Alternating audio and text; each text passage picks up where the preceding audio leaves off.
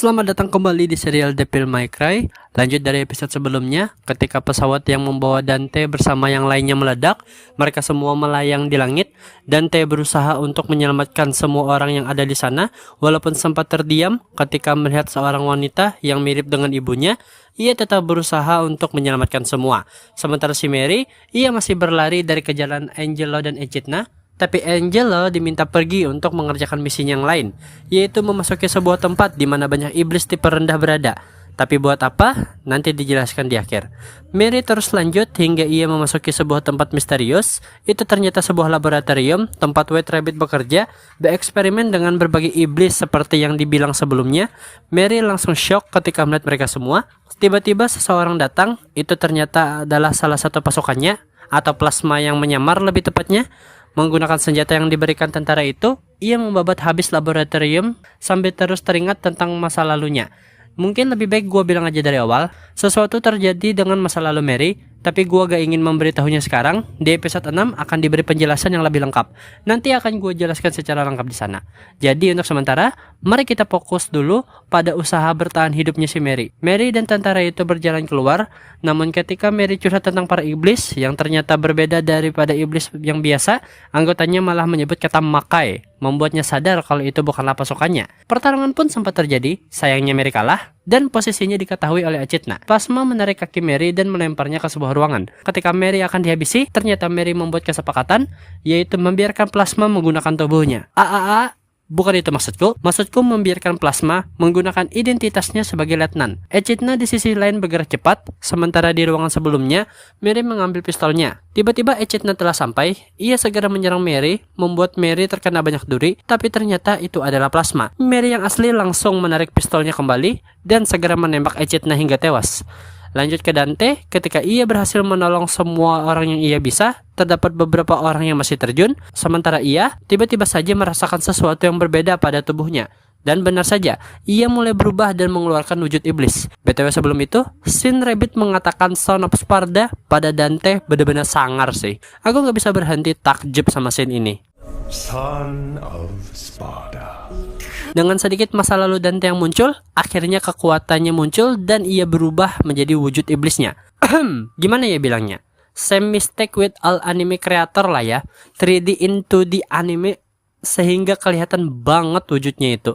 Aku nggak bilang ini jelek, tapi jujur saja melihat skin Dante yang menjadi iblis ini kayak kurang sangar dan ngeri gitu.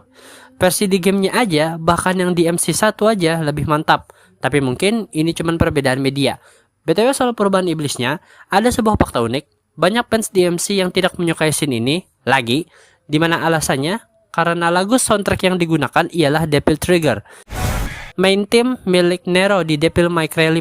Selain itu, ternyata aku juga baru tahu jika penyuara dari Dante di anime ini adalah John J. Bosch atau Johnny Young Bosch, penyuara dari Nero di DMC 4 dan 5. Dimana para fansnya bilang ini ironi.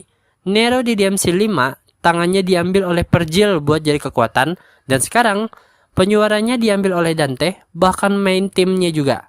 Jujur lucu sih. Balik ke ceritanya, Dante berhasil menolong semua orang sana, tapi Agni segera menyerangnya. Berbeda dengan dia yang jadi manusia, Dante berhasil menghajar Agni lebih leluasa, bahkan menjatuhkannya pada sebuah tempat konstruksi. Ketika Dante menanyakan lokasi kalungnya, ternyata sebuah ledakan terjadi. Ia sadar jika lokasinya mungkin di sana. Kembali ke Mary, wait a minute. Sumpah aku lelah pindah-pindah POP kayak gini. Mungkin ini kritik untuk animenya, karena sering gonta-ganti POP dengan cepat. Kayak belum selesai yang ini, langsung pindah ke karakter lain. Menurutku itu agak mengganggu, karena ceritanya jadi kepotong-potong gitu. Lanjut ke Mary, ia berusaha untuk naik ke lantai atas, namun di perjalanannya, ia menemukan sebuah ruangan aneh. Ketika memasukinya, ternyata itu adalah ruang siaran dan pusat kendali gedung. Ketika ia membukakan gerbang dan membiarkan semua pasukannya masuk, ternyata telah disiapkan peledak dan hampir membunuh mereka semua. Ya, inilah sumber ledakan barusan. Mary bersyukur karena pasukannya selamat, karena ia telah kehilangan anggota timnya. Namun ia menyalakan mode siaran. Di sini ia meminta kepada bangsa Makai atau para iblis yang tinggal di dalam gedung untuk mengungsi di bawah bantuan Dakom. Mendengar hal itu, Benz terkejut ketika mendapati kabar semua iblis diselamatkan. Dan dengan satu perintah, oh ya Tuhan, gua nggak bisa mengatakan ini selain karena masalah YouTube. Ini juga karena gue sedih melihatnya. Tapi intinya, Benz menyuruh pasukannya untuk melock out paksa para iblis, membuat mereka semua tewas di tempat. Sumpah, gue gak habis pikir lagi sih ini.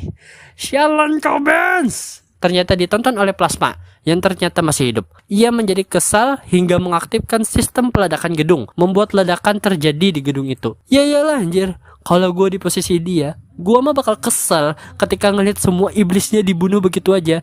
Pasti bakal gue tekan juga tombol untuk meledakkan semuanya, biar tewas aja sekalian. Sorry ya guys, crash out dikit. Hehe. Lanjut ke Mary. Ia melanjutkan perjalanannya menuju lantai atas, lokasi amuletnya berada. Tapi di sana, ternyata Dante dan Agni juga baru sampai. Ternyata mereka berdua sempat bertarung lagi di langit. Apalagi kekuatan Dante menghilang. Mode demo kayaknya kekuatannya Dante nih. Ketika Dante hampir dihajar lagi, Mary membantu dengan menembak Agni dan membuatnya tewas. Kayak gimana ya? Pas lihat Mary di sini berhasil membunuh lebih banyak iblis daripada Dante sendiri. Kayak gatel gimana gitu. Mary melihat sekeliling, ia menemukan sebuah tempat di mana banyak boneka kelinci yang seperti robek, tertusuk pedang, ditusuk-tusuk jarum. Mary menyadari jika ternyata itu semua adalah teman-temannya yang tewas, dan secara gak langsung, White Rabbit telah merencanakan semua ini dan secara sengaja mengejek Mary atas kegagalannya dalam menyelamatkan teman-temannya. Mary langsung crash out dan menembaki alat pelacak di atas meja. Tiba-tiba sebuah panggilan berbunyi, ternyata White Rabbit yang memanggilnya. White Rabbit telah memanggil semua pasukan iblisnya untuk menyerang kota. Mary sempat bingung dan mempertanyakan, kenapa White Rabbit masih belum melakukan ritual untuk membuka gerbang neraka, padahal ia sudah mempunyai pedang dan jimatnya. Dan seperti yang dikatakan oleh Dr. Fisher sebelumnya, White Rabbit membutuhkan kunci enkripsi. Ternyata kuncinya itu adalah darah Dante sendiri yang merupakan darah dari Sparda itu sendiri. Itulah kenapa ia masih membutuhkan Dante untuk mengeluarkan Devil Trigger-nya dan tidak membunuh Dante ketika belum mendapatkan kekuatannya. Jika ada yang bingung, kenapa nggak pas awal-awal aja diambil darahnya, apalagi pas Dante pingsan? Itu karena Dante masih belum sepenuhnya mengeluarkan Devil Trigger-nya. Sementara syarat yang dibutuhkan adalah darah Dante ketika dalam wujud iblis. Itulah kenapa pas scene Dante terluka parah, White Rabbit tidak ngapa-ngapain dirinya dan cuma membiarkannya begitu saja. Di sisi lain, Mary yang melihat-lihat ternyata mengetahui jika sedari awal semua yang Rabbit rencanakan juga melibatkan Dakom, di mana artinya semua yang terjadi memang telah direncanakan oleh White Rabbit sendiri. Di episode selanjutnya, sebelum masuk ke episode selanjutnya, ada beberapa hal yang perlu gua bilang. Di episode 4 ini akan fokus pada dua karakter, Mary dan seorang bocah laki-laki. Namun, karena gua kesal sama pindah-pindah scene ini, jadinya pembahasan akan kubuat berdasarkan dua sudut pandang. Sudut pandang pertama dari Mary kecil hingga menjadi anggota Dakom, lalu dilanjutkan dengan sudut pandang seorang pemuda laki-laki ini. Hingga di akhir, gua akan membuat kesimpulan dari apa yang sebenarnya terjadi. Kita masuk ke scene masa lalunya Mary. Setelah keluarga Mary hampir diserang iblis sebelumnya, ayah Mary menjadi gila dan terobsesi untuk mendapatkan kekuatan lebih. Hingga ia membaca berbagai buku tentang kekuatan iblis, bahkan sampai mempunyai tangan mayat iblis. Mary di sini tidak bisa berbuat apa-apa, bahkan dirinya hanya bisa melihat ibunya yang kadang menangis karena jarang dipegang sang ayah. Akhirnya, sampai pada Kalinaan yang bertengkar dengan John. Ia muak karena John terlalu terobsesi dengan kekuatan iblis, hingga berakhir John menyuntikkan darah iblis ke dirinya sendiri. Maaf guys, ada kesalahan. Jadi sebenarnya Kalinaan berkelahi dengan John bukan karena muak, melainkan karena John telah berhasil membuat serum untuk menjadi iblis.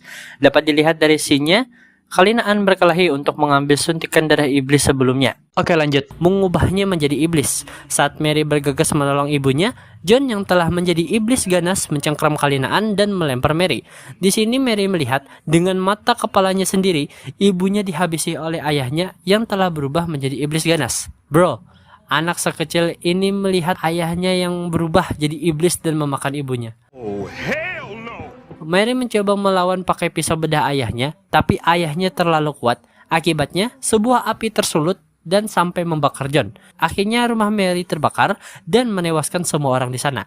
Mary di sini, yang pastinya sudah trauma akibat yang terjadi, mulai mengembangkan kebenciannya terhadap iblis. Beberapa tahun setelahnya, ia akhirnya menjadi dewasa dan mendaftar di Dakom, bahkan menjadi letnan. Kini pekerjaannya ialah memburu iblis yang ada.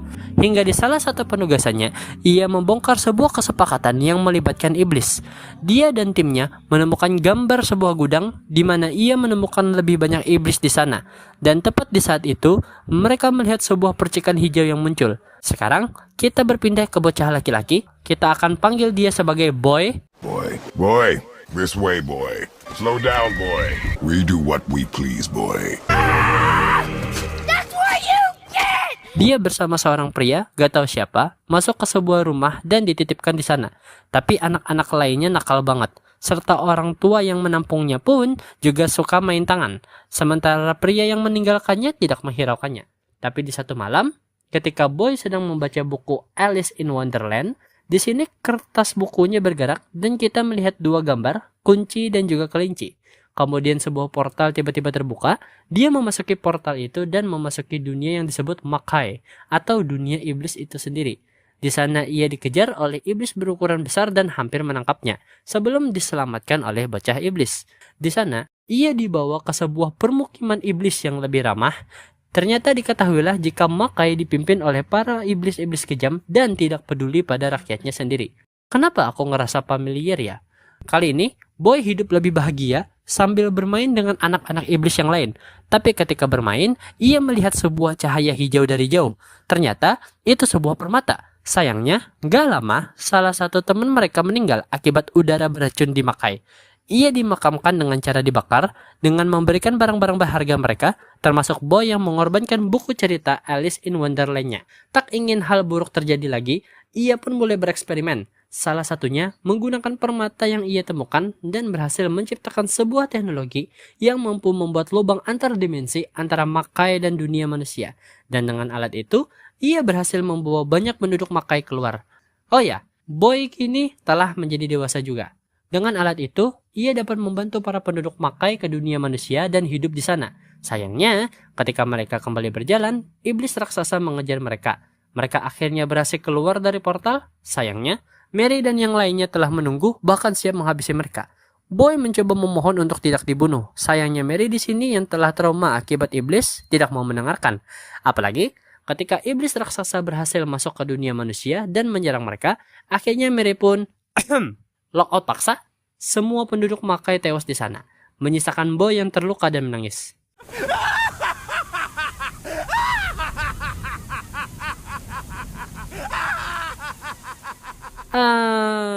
Gue gak yakin itu menangis deh. Dia juga ketawa ya.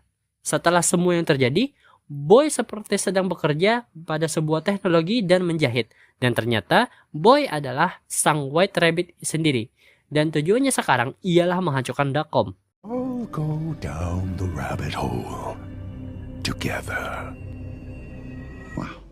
Bro, gua yang menontonnya sampai sesak sendiri lah. Ternyata apa yang terjadi memang sudah berasal dari lama. Boy alias White Rabbit adalah manusia biasa yang kebetulan pintar. Itulah alasan kenapa peluru pemusnah iblis yang tidak bekerja pada tubuhnya, karena dia sendiri adalah manusia murni. Tapi kenapa ada teknologi di tubuhnya itu?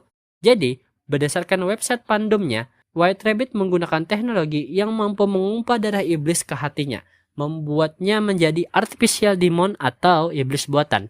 Seperti yang dilakukan ayahnya Mary sebelumnya. Sayangnya, penelitian ayahnya Mary masih belum selesai atau hasilnya belum stabil, membuatnya berubah menjadi iblis yang tak terkendali. Berbeda dengan White Rabbit yang malah menjadi lebih kuat sebagai iblis buatan. Selain itu, ada fakta unik tentang White Rabbit. Kalau di seri Devil May Cry, ada karakter yang memiliki nama bahkan wujud yang sama, yaitu White Rabbit atau dipanggil Rabi di manga Devil May Cry 3. Sayangnya, gue nggak baca manganya, jadi gue nggak bisa memberitahu lebih lanjut tentang karakter ini. Kalau kalian tertarik, kalian bisa aja cek di fandom websitenya devilmaycry.fandom.com. Tapi yang pasti, anime Devil May Cry ini, White Rabbit pasti terinspirasi olehnya. Kita lanjut ke Mary. Tentu saja, lore dari game dan animenya berbeda. Di gamenya, ayah Mary, John Arkham, bukanlah ilmuwan biasa, melainkan seorang keturunan dari pendeta wanita legendaris yang dikorbankan Sparda untuk menyegel Tamen Niguru, atau tower tempat Virgil di Devil May Cry 3 berada. Nah, berbeda dengan animenya, John memang terobsesi akan kekuatannya Sparda, sampai-sampai ia membunuh istrinya sendiri, Kalinaan, dan hal itu membuat Mary menjadi pemburu iblis, bukan anggota Dacom tentunya. Tapi jujur saja, jika dibandingkan antara lore di game, menurut gue lebih masuk akal animenya ketimbang gamenya. Menurut gue ya, itu karena di animenya, pemerintahnya benar-benar bekerja dengan membuat Dakom sebagai pasukan manusia yang melawan iblis. Sehingga Mary pun juga mendaftar ke sana sebagai tentara. Tapi after all, menurut gue, episode 6 ini adalah episode yang hebat sih. Penggambarannya benar-benar kontras antara mereka berdua. Mary dengan style animasinya yang lebih kecoretan sketsa dengan warna yang lebih putih dan pucat, menggambarkan kehidupannya yang menjadi buruk karena obsesi ayahnya. Sementara animasi White Rabbit ketika masih kecil yang lebih berwarna walaupun didominasi biru dan hijau, itu mungkin karena dunianya Makai memang seperti itu, tapi warnanya menunjukkan White Rabbit yang lebih bahagia daripada hidup bersama keluarga angkatnya. Dan kalau kalian sadar, dari awal sampai scene Mary dan White Rabbit bertemu, sama sekali tidak ada satupun suara ataupun dialog. Hanya penggambaran atas apa yang terjadi. Itu karena episode ini memang fokus pada reveal masa lalu. Sehingga ini jadi poin plus bagi kode anime ini. Oke? Itu aja untuk part kali ini. Terima kasih dan sampai jumpa di part terakhir di anime Devil May Cry. Adios!